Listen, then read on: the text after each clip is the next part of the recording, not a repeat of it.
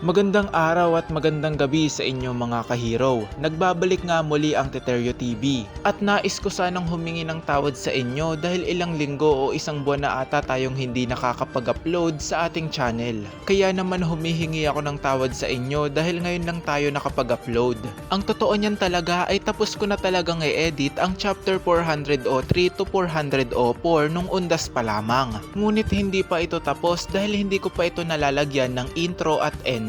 Pero noong November 3 ay nagkaroon ako ng sakit noon kaya hindi ko naasikaso yung chapter review natin dahil sobrang sakit ng ulo ko. Kaya naman hindi ko na naasikaso yung mga ine-edit ko at kasabay pa neto ay natambakan ako ng mga activities sa school. Dahil bilang isang second year college ay marami akong na-miss na mga pinapagawa ng professor namin. Kaya naman inuna ko muna yon dahil nag-overload na ang mga na-miss kong mga activity. Na hanggang ngayon ay padami pa rin ang padami. At dagdag pa dito yung work ko dahil working student ako. Dati naman ay namamanage ko ang lahat ng mga ito pero nung nagkaroon talaga ako ng lagnat ay doon sumabog yung oras ko. Hanggang dumating sa punto na yung ine-edit kong video sa CapCut ay nakatenga na lang doon at hindi ko na nagagalaw. Pero ngayon ay nagkaroon na ako ng kaunting oras para tapusin na itong video na ito. At sa huli nga pala ng video na ito ay meron akong nilagay na short vlog para sa lahat ng mga viewers na nanonood ng video na ito. Sana naintindihan nyo ang reason ko kung bakit hindi tayo nakapag-upload ng ilang araw o ilang linggo sa ating channel.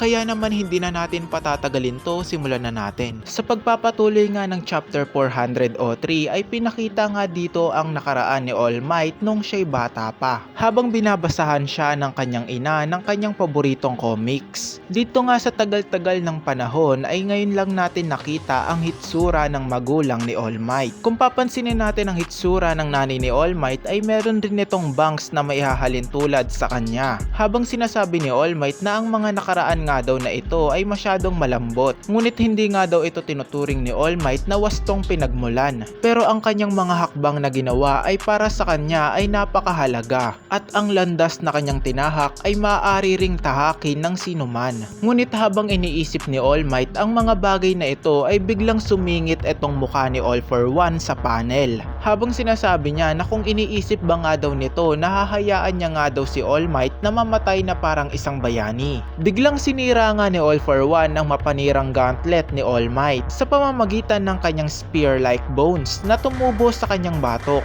Pagkatapos nga nito ay agad na sinakal ni All for One ang duguan na si All Might. At sinabi ni All for One na sa wakas nga daw na ang lahat nga ng mga tricks ni All Might ay nagamit niya na. Habang ang bahid ng dugo ni All Might sa palad ni All for One ay agad nitong dinilaan at inactivate ang quirk na Blood Curdle na agarang nagparalisa sa buong katawan ni All Might. Sinabi nga ni Apo na ang mga sugatan na bayani nga daw ang pinakakinakatakutan noon pero ngayon ay hindi na nga daw maigalaw ni All Might ang kanyang buong katawan at ayun nga daw ang pinakagusto niyang makita dahil si All Might ay nasa pinakamahinang form na ng kanyang kakayahan. Si Tsukochi nga ay patuloy na pinapanood ang mga nangyayari ngayon kay All Might habang ang UA spaceship ay patuloy na inaalalayan ni Gentle. Napansin nga nila Baraba ang mga susunod na hakbang ni Gentle. Ngunit sinabi lang ni Gentle na lumulutang na rin naman daw ang UA. Kaya naman ay pupunta na siya doon sa lokasyon ni All for One upang tulungan itong si All Might. Kahit alam niya na kung anong mangyayari sa kanya kung sakaling gagawin niya ang bagay na ito. Ngunit bago pa magawa ni Gentle ang plano niyang tulungan itong si All Might ay pinabagsak na nga ni All for One ang UA spaceship sa pamamagitan ng isang mahinang atake. Naramdaman naman ito ng mga estudyante ng UA ngunit hindi sila nagpatinag at pinagpatuloy pa rin nila ang pagre-record ng video. Si Gentle nga ay nakaranas ng matinding paghihirap at binuhos niya ang lahat upang buhatin ulit ang UA. Habang sinasabi ni All for One na ang UA nga daw ay nag-iipon ng maraming enerhiya. Kaya naman napalagpas niya ang target pero hindi na nga ito mahalaga. Durugin nga daw ni Gentle ang kanyang sarili sa pamamagitan ng kanyang mabuting hangarin. Pagkatapos nga nito ay biglang dumating ang mga fighter jet ng Amerika habang sinasabi nila na maghanda nga daw sa pagpapakawala ng laser kay kay All for One. Sinabi nga ng kanilang kasamahan na kung papaano nga daw kung matamaan si All Might ng kanilang gagawin. Ngunit sinabi na lamang ng kanilang leader na siya nga daw ay idol ni Star. Kinilala naman ni All for One ang X-66 jet ng Amerika na tumulong kay Star upang kalabanin etong si Tomura. Ngunit ang mga ito ay walang kahirap-hirap na pinasabog at pinabagsak ni All for One habang sinasabi niya pero wala na si Star. Ang mga nasawing fighter jet nga ay tuluyang bumagsak sa lupa. Sila Shigaraki nga at Deku ay nakita ang mga ginawang ito ni All for One habang si Tsukochi ay nag-aalala sa kalagayan ng kanyang kaibigan.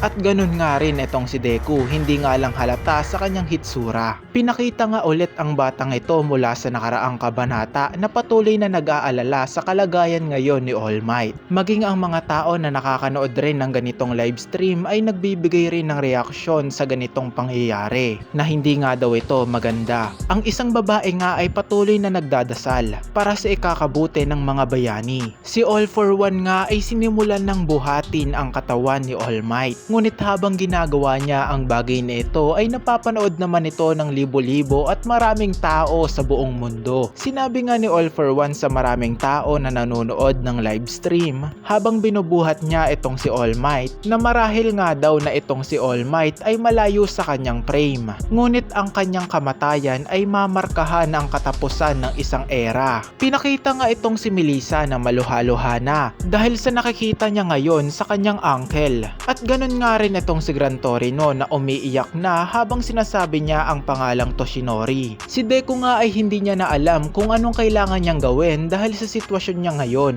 Dahil kung once napapakawalan niya itong si Shigaraki ay agad naman itong papatay ng maraming tao. Si Tsukochi nga ay wala nang nagawa para kay All Might kundi manood na lamang ng kanyang kamatayan. Ngunit dahil hindi nga gusto ni Tsukochi na makita si All Might na mamatay sa ganitong sitwasyon ay pinikit na lamang niya ang kanyang mga mata at sinabi niyang hindi habang si All Might ay naghihintay na lamang ng kanyang kamatayan. Habang si Deku ay desperadong nag-iisip at umaasa na may magliligtas kay All Might sa sitwasyon niya ngayon. Ngunit sa hindi inaasahan ay sinimulan na ngang punitin ni All for One ng dahan-dahan ang katawan ni All Might. At dahil nga dito ay hindi na nga napigilan pa ni Deku na mapaluha dahil sa napapanood niya ngayon. At maging ganun rin si Tsukochi na umiiyak na dahil sa brutal na pagpatay ni All for One kay All Might. Ngunit habang nangyayari ang mga bagay na ito ay may biglang isang malakas na liwanag ang biglang sumikat sa tuktok ng UA spaceship habang pinapakita dito si Deku na nagdadalamhati na para kay All Might. At kasabay nga nito ay pinakita nga itong si Bakugo na siya pala yung taong nagliliwanag sa itaas ng UA spaceship na buhay na inakala natin na patay na itong si Bakugo ngunit hindi pa. Habang pumuputok-putok pa sa kanya ang kanyang kaka-awaken pa lang na quirk. Napansin naman ito ni Deku at talagang nagulat siya nung napansin niyang naka-revive etong si Bakugo. Napansin na rin naman siya ni Bakugo. At pagkatapos nga nito ay pinakita nga dito ang liwanag ni Bakugo na nagkakaroon nga ng spark sa paligid nito na nagpapatunay na kay Bakugo nga talaga ang liwanag na ito. At pinakita nga rin dito na hawak-hawak pa nga rin ni Bakugo ang text na may hitsura ni All Might na nagsisilbing ugnayan niya kay Deku dahil meron rin si Dekong ganito. Pinakita nga dito ang batang Bakugo at ang batang Deku habang sa likod nila ay itong si Toshinori na hawak-hawak ang kani-kanilang mga liwanag. At pagkatapos nga nito ay pinakita nga ulit ang batang Bakugo at ang batang Deku na hawak-hawak ang kani-kanilang All Might cards. Kala ko text cards pala yon. At nilipat na nga tayo sa present na nagkita na nga itong si Deku at Bakugo. Makikita nga natin dito na lumuluha na talaga itong si Deku. Habang ito namang si Bakugo ay naka-activate na sa kanya ang One for All power. Dahil alam naman natin nung once na nagamit niya ang One for All power o nasa ilalim siya ng One for All ay ganyan-ganyan yung mata niya.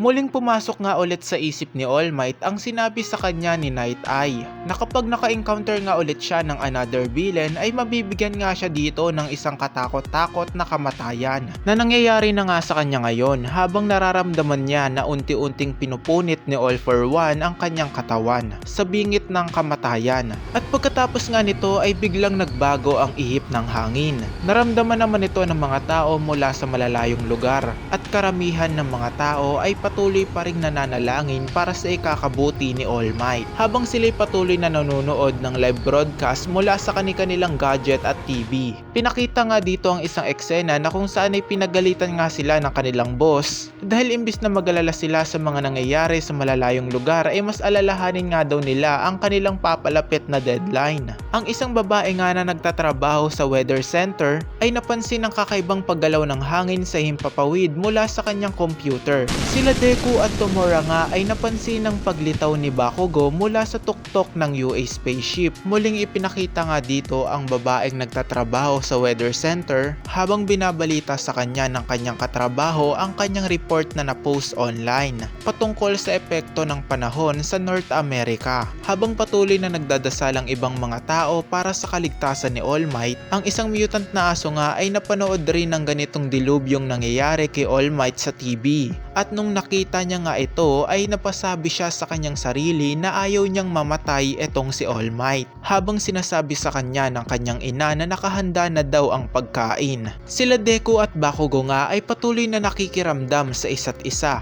at maging ganun rin etong si Tomura habang siya'y nakatingin kay Bakugo mula sa itaas. Biglang bumulusok nga itong si Bakugo pababa papunta sa direksyon nilang dalawa. Habang ito namang si Deku ay nakahanda na ang kanyang isang kamay upang saluhin itong si Bakugo. Matagumpay ngang nahawakan ni Deku at Bakugo ang isa't isa na animoy parang gagawa sila ng isang teamwork combination combo habang hawak-hawak ni Deku itong si Tomura sa pamamagitan ng kanyang Black Whip. Ngunit habang ginagawa ni Deku at Bakugo ang bagay na ito ay biglang nag-warning itong second user ng One for All patungkol sa paggamit ni Deku ng gear shift dahil kung gagamitin nga ulit ni Deku ang gear shift ay mapapalakas nga daw neto ang kickback ni Deku na magagamit niya kay Shigaraki dahil hindi na nga ito makakatakas dulot na rin ng Black Whip na gumagapos sa kanya. Pinakita nga dito ang marka ni All Might sa tabi ng second user habang unti-unti nitong hinuhubog ang hitsura ni All Might. Sa loob ng One for All zone, napansin na rin ito ng second user. Ngunit habang hawak-hawak ni Deku ang kamay ni Bakugo at patuloy sila sa pag-ikot ay hindi nagdalawang isip si Deku na gamitin ng gear shift kay Bakugo.